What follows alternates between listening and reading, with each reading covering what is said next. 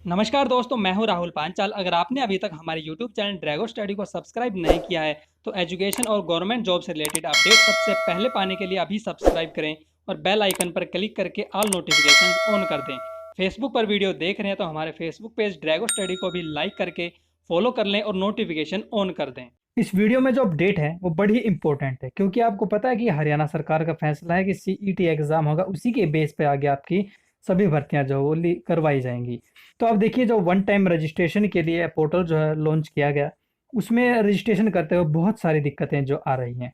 तो एक एक करके सारी जो क्वेश्चन आपके जो दिक्कतें आ रही हैं फॉर्म भरने में, उन सभी का समाधान करने की कोशिश मैं करूंगा। जो मुझे जहां तक पता लगा है कि किस चीज़ के लिए क्या दिक्कत है, तो उसका मैं आपकी ओर जो है आपके लिए समाधान करने की कोशिश जो करूँगा अपनी तरफ से। तो चलिए देखिए, जो पहला आपका क्वेश्चन यहाँ पे है कि जो नॉर्मल सी बात है कि वन टाइम रजिस्ट्रेशन क्या है, जो कि मैं अभी आपको बता ही दिया हूँ कि एक रजिस्ट्रेशन आपने करना, एक बार एग्ज़ाम आपका हुआ ग्रुप डी के लिए, और सी के लिए 2 बार एग्ज़ाम आपने देना पड़ेगा। तो सभी भर्तियाँ आपकी जो है उसी पे हो जाएँगी। एक ही एग्ज़ाम पे ग्रुप डी की और 2 बार ग्रुप सी की। ठीक है, अब देखिए यहाँ पे परिवार पहचान पत्र जो है आपका क्या है, ये आपको पता ही लग चुका है कि फैमिली आईडी आपकी बननी है, जिसमें कि आपके सारी परिवार की डिटेल, आधार कार्ड वगैरह, आपके बैंक अकाउंट की डिटेल और सारी जो जानकारियाँ हैं आपकी, वो उसमें देनी है आपने। तो अब इसका यूज़ हो रहा है आपका वन टाइम रजिस्ट्रेशन में, तो अपनी फैमिली आईडी एक बार अपडेट ज़रूर करवा लें आपने, अगर अभी तक नहीं करवाई है तो। अब बात आती है कि अगर आपको कोई भी इश्यू आता है, कोई भी दिक्कत आती है, तो आप कॉन्टैक्ट कहाँ करेंगे? तो ये नंबर है यहाँ पे देखिए, ये 1800 पूरा 200 और 0023, इस नंबर पे आपने कांटेक्ट करना है, या फिर ईमेल आईडी भी दी गई है help desk HSSC at Haryana जो HRY है .gov.in, ये ईमेल आईडी, इस पे भी आप कांटेक्ट कर सकते हैं। लेकिन अगर आप कांटेक्ट करेंगे मोबाइल ये जो हेल्पलाइन नंबर है, इस पे ज़्यादा अच्छा रहेगा। ईमेल का कोई भरोसा नहीं कि जवाब आपका आएगा कि नहीं आएगा।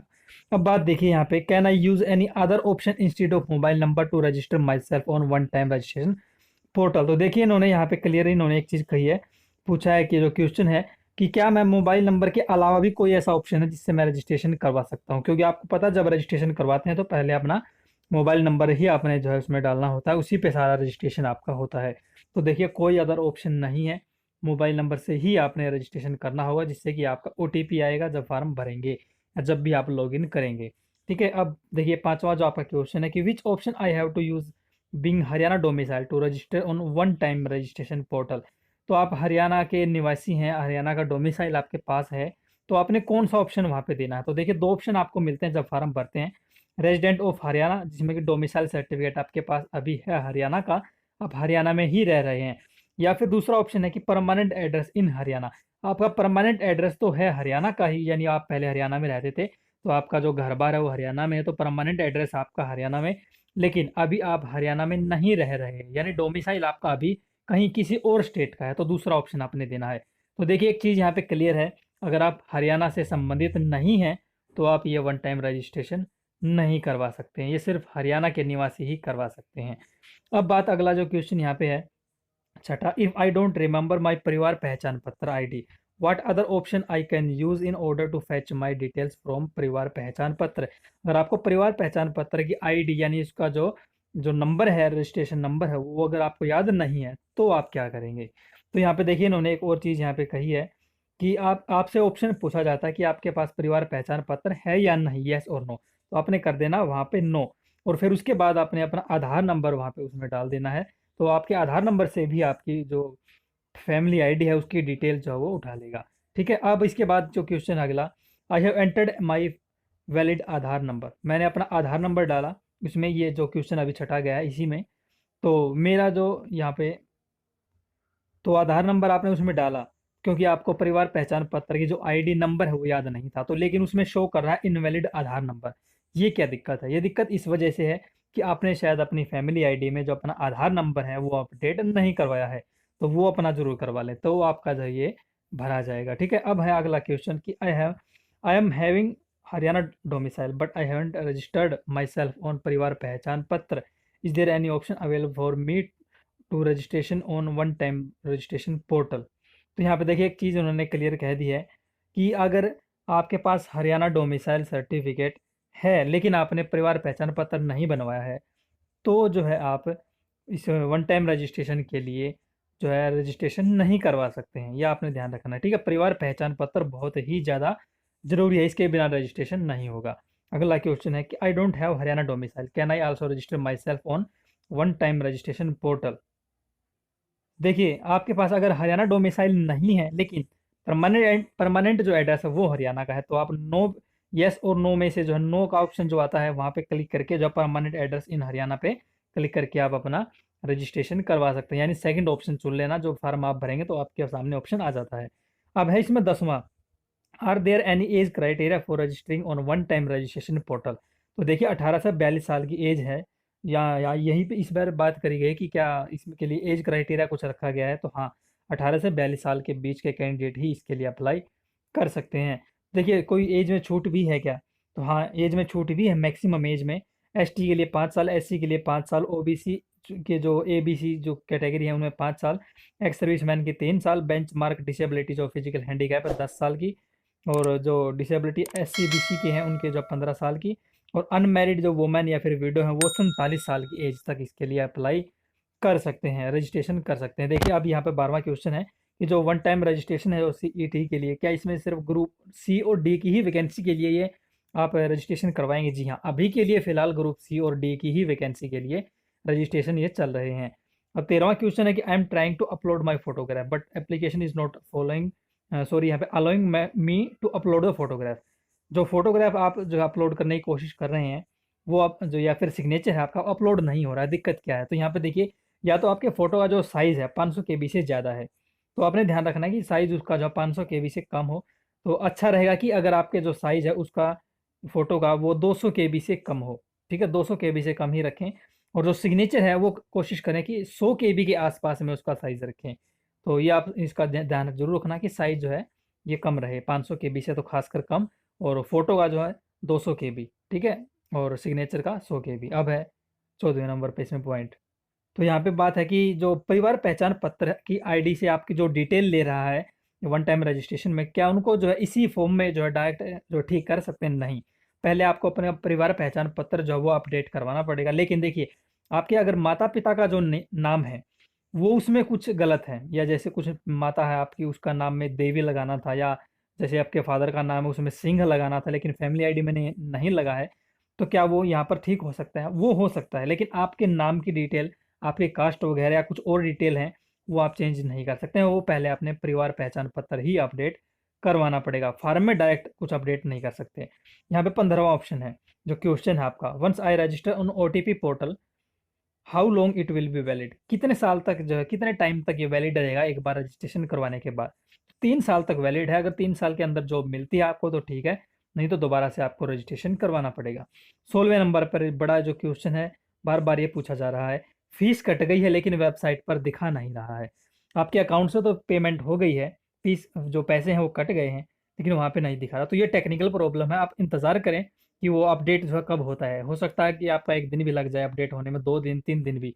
ये जो है वेबसाइट के जो सर्वर हैं जो डाउन है, हैवी ट्रैफिक है, उस वजह से उस पर जो है यहाँ पर आधारित है कि कब तक आपका अपडेट हो, लेकिन इसमें टेक्निकल प्रॉब्लम है, इसमें अभी तक कोई सॉल्यूशन जो है सही बताएं तो एग्जैक्ट कोई सॉल्यूशन इन्होंने अभी तक दिया ही नहीं है। 17वें बात पर क्वेश्चन आपका आता है कि डॉक्यूमेंट अपलोड नहीं हो पा रहे, तो दिक्कत क्या है? तो अपलोड करने के लिए दिक्कत ये है, आपको पता है कि पीडीएफ की फाइल में आपने अपने एजुकेशन क्वालिफिकेशन जो है आपकी, उसके जो डॉक्यूमेंट है वो 500 केबी से कम साइज के ही अपलोड करने हैं। जो पीडीएफ की फाइल आपकी बनेगी तो वो चेक करना कि पीडीएफ की फाइल का साइज आपका 500 केबी से कम हो, ठीक है, तो आपका अपलोड हो जाएगा। 500 केबी से ज़्यादा है तो अपलोड नहीं होगा, तो आपने ध्यान रखना है। 18वां क्वेश्चन यहाँ पे है आपका कि फीस भरते हुए बीच में कैंसिल हो गई, अब दिखा रहा है कि आप 2 दिन के बाद ही अपनी पेमेंट कर सकते हैं। जी हाँ, ये एक एक तरह से कहीं लूप होल है वेबसाइट में, या फिर पता नहीं डिज़ाइन ही वेबसाइट कुछ इस तरह से करी गई है कि अगर आपकी जो फीस है वो कैंसिल हो जाती है बीच में ही, फॉर्म भरते भरते फीस पेमेंट करते करते, तो आप 2 दिन के बाद ही पेमेंट कर सकते हैं। इसका कोई सॉल्यूशन नहीं है, क्योंकि ये इन्होंने वेबसाइट ही कुछ इस तरह से डिज़ाइन करी है कि फीस कैंसिल होने के बाद 2 दिन के बाद ही आपकी पेमेंट होगी। हाँ, इसमें बाद में कुछ चेंज हो जाए, अगर मान लीजिए इसका जो बात कुछ ऐसी भी चली थी कि जो मुख्यमंत्री मनोहर लाल खट्टर जी हैं, उन्होंने कहा था कि अगर ज़रूरत पड़ी तो फार्म की जो लास्ट डेट है ये रजिस्ट्रेशन के लिए उसको बढ़ा दिया जाएगा। अगर बढ़ाते हैं फिर बाद में कोई वेबसाइट में चेंज करते हैं तो जो है एक अलग बात है। लेकिन अभी तक ऐसा ही है कि 2 दिन के बाद ही आपकी पेमेंट होती है, दोबारा से ऑप्शन आता है। अब 19वां क्वेश्चन है कि कौन से बैंक से फीस जो है वो भर सकते हैं। तो देखिए, यहाँ पे एक बात है, वहाँ पे आया था कमेंट मेरे पास कि पीएनबी का ऑप्शन दिखा रहा है, पीएनबी एग्रीगेट का।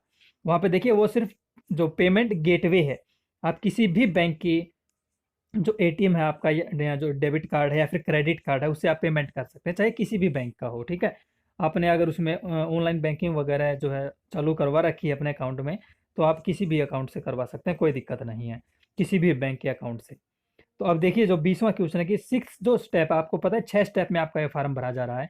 तो जो छठा स्टेप है वहाँ पे आपको पता है कि जब आपका पूरा फार्म भर जाता है कंप्लीट, तो उसको सबमिट आप कर देते हैं। तो उसके बाद आप कोई चेंज नहीं कर सकते हैं अगर आपकी कोई भी गलती हो गई है तो।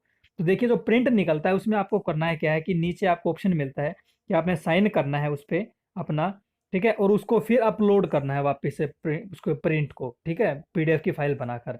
तो देखिए, तो वहाँ पे देखिए इसमें एक आपका कमेंट आया था कि क्या मैं बिना प्रिंट निकाले उसका पेज पे अपने डिजिटल सिग्नेचर अपलोड कर सकता हूँ। जी हाँ, कर सकते हैं, लेकिन आपने करना क्या पड़ेगा कि जैसे मान लीजिए ये आपका फ़ोटो है और इस पे आपने साइन कर रखे हैं, तो आपने करना क्या है कि इस बाहर का जो ये है, बाहर का जो उसका सिग्नेचर की जगह है, आपका बैकग्राउंड है, उसको आपने इरेज करना है। कैसे करेंगे इरेज, में आपको एक जो एप्लीकेशन है उसका लिंक दे दूंगा वीडियो के डिस्क्रिप्शन में। वहां से आप जाकर उस एप्लीकेशन में बाहर का जो बैकग्राउंड है वो उसका डिलीट कर लेना, इरेज कर लेना, और सिर्फ जो बीच का जो सिग्नेचर है आपका, ये लाइन है जो सिग्नेचर, सिर्फ सिग्नेचर सिग्नेचर छोड़ना, ठीक है। और फिर एक ऐप है और अलग से, जोडो के नाम से है, ठीक है, ये जोडो, XODO, ये आपने करना है। उसमें पीडीएफ की फाइल जो आपकी थी उसको एडिट कर लेना, वो जो आपने सिग्नेचर बनाया था डिजिटल सिग्नेचर, उसको उस पे जो आप चिपका देना, और उसको आप फिर अपलोड कर लेना, ठीक है, तो वो हो जाएगा। तो दोनों ही एप्लीकेशन का जो लिंक है वीडियो के डिस्क्रिप्शन में मैं दे दूंगा, वहां से जाके आप ये काम कर लेना। तो फिर आपको अगर ज़्यादा समझ नहीं आ रहा है तो आप जो है अपना पीडीएफ की फाइल सेव कर लेना इस फार्म की, और कहीं पे भी बाहर शॉप से जाके निकलवाना उसको, फिर अपलोड कर लेना, ठीक है अपना। ज़्यादा दिक्कत से आप बचेंगे अगर आपको ज़्यादा समझ नहीं आ रहा है तो। अब 21वां क्वेश्चन आपका इसमें है कि फार्म में आधी इन्फॉर्मेशन दिखा रहा है, यानी कि 2-3 स्टेप तक जो आपकी डिटेल दिखा रहा है, जब आप लॉगिन करते हैं उसके बाद की डिटेल आपकी गायब है, जबकि आपने फार्म में भर दिया था। तो दिक्कत ये रही कि आपने 2-3 स्टेप तक, तो जो एक ऑप्शन आता है नीचे सेव ड्राफ्ट का, ठीक है, तो आपने 2 या 3 स्टेप तक तो सेव ड्राफ्ट कर दिया, लेकिन उसके बाद की डिटेल आप भरते चले गए और नेक्स्ट नेक्स्ट पे कर दिया ऑप्शन पे क्लिक, तो वो सेव होगा नहीं, और आपका जो लॉग आउट हो गया, और वो बाद में जब लॉगिन करा तो वो डिटेल गायब मिली। तो आपने करना क्या है, जब ये डिटेल आप जब भरेंगे तो सेव ड्राफ्ट जरूर करेंगे, ठीक है। उसके बाद नेक्स्ट स्टेप जो स्टेप है उस पे आपने जाना है, तो आपकी जो डिटेल आपको फिल जो है हुई मिलेंगे, आधी इन्फॉर्मेशन नहीं मिलेंगी, पूरा कंप्लीट फार्म आपको मिलेगा। अब बात है 22वें ऑप्शन पे, जो क्वेश्चन है आपका कि फार्म में गलती हो गई है तो क्या दूसरे मोबाइल नंबर से दूसरा फार्म भर सकते हैं। जी हाँ, आप भर सकते हैं। तो आपका जो बाद का रजिस्ट्रेशन है वो आप जो है वो आपका एक्सेप्ट हो जाएगा, अगर आपने फीस नहीं भर रखी है तो, ठीक है। ये भी ध्यान रखना है कि आपने अगर पहले फीस भर दी है तो शायद हो सकता है कि आपको कोई दिक्कत भी आ जाए। लेकिन अगर आपने फीस नहीं भरी थी, बाकी आपको पहले पता लग गया कि हाँ आपका फार्म गलत है, जो आपने डिटेल सबमिट कर दी है लेकिन फीस नहीं भरी है, तो आप दूसरे नंबर से अपना रजिस्ट्रेशन कर लीजिए और सारी डिटेल भर के आप उसकी पेमेंट कर दीजिए, ठीक है, तो कोई दिक्कत नहीं आएगी।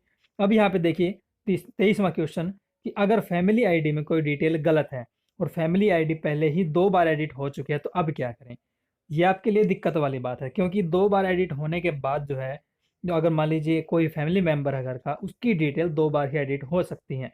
अभी तक कोई ऐसा ऑप्शन अभी तक फैमिली आईडी में जो है नहीं दिया गया है वेबसाइट पर कि आप 2 बार के बाद भी एडिट कर सकें। हाँ, भविष्य में देखिए कब ये दोबारा से एडिट का ऑप्शन आता है वो एक अलग बात है, लेकिन अभी तक 2 बार के बाद एडिट नहीं कर सकते हैं। तो अगर फैमिली आईडी में कोई दिक्कत है, जो गलत डिटेल भर दी गई है, तो वही डिटेल आपकी इस फार्म में वो जो है ऑटोमेटिकली उठा लेगा। तो इसमें आप कुछ नहीं कर सकते हैं, ठीक है। तो ये भी एक दिक्कत वाली बात है, इसका कोई सॉल्यूशन अभी तक तो नहीं है कम से कम। अब यहाँ पे देखिए कि 24वें नंबर पर बात है, जो क्वेश्चन है कि फैमिली आईडी नॉट वैलिड बता रहा है, अब इसमें क्या करें। देखिए, एक तो ये है कि आप ध्यान करें कि आपका जैसे मान लीजिए कोई फैमिली आईडी का नंबर है कि 1HTT और 2014 जैसे ऐसे मान लीजिए, तो आप देखिएगा कि जो HTT है जैसे, तो आप देखिए वो स्मॉल लेटर्स में ना रखें, एच कैपिटल में है ये तो कैपिटल में ही रखें, बड़े ABCD में ही, उसको रखें। या फिर एक चीज़ है कि जो पहले फैमिली आईडी थी उसमें जो है ज़्यादा अक्षर की फैमिली आईडी नंबर था वो। अब लेकिन जो नंबर आ रहा है वो 6 नंबर का है कि शायद 8 नंबर का फैमिली आईडी नंबर मिलता है, अब जो नए मिल रहे हैं। तो पहले वाले फैमिली आईडी को अपडेट ज़रूर करवा लें, आपको नया फैमिली आईडी नंबर मिलेगा छोटा, तो वो आपने अपडेट करवा के जो है वो ही इसमें फ़ॉर्म में डालना है। तो ये आपका जो है सॉल्यूशन इसका निकल जाएगा। तो आप देख लेना कौन-सा आपका फैमिली आईडी नंबर है, पहले वाला है या नए वाला है, जो नए अभी अपडेट हो रहे हैं, ठीक है? तो ये आपके सभी क्वेश्चन थे, जहाँ तक मुझे लग रहा है कि शायद आपके सभी क्वेश्चन जो है इसमें आ गए होंगे। फिर भी कोई दिक्कत आ रही है तो आप कमेंट करके पूछ लेना। ये आपकी सारी सॉल्यूशन मैंने आपके करने की कोशिश करी है। अगर ये अपडेट आपको अच्छी लगी है तो आप वीडियो को लाइक ज़रूर कर देना। चैनल को सब्सक्राइब करके बेल आइकन को प्रेस कर लें। और हाँ, फेसबुक पर देख रहे हैं तो हमारे फेसबुक पेज को भी लाइक करके फॉलो कर लेना, वहाँ पर भी सारी अपडेट आपको मिलती रहेंगी।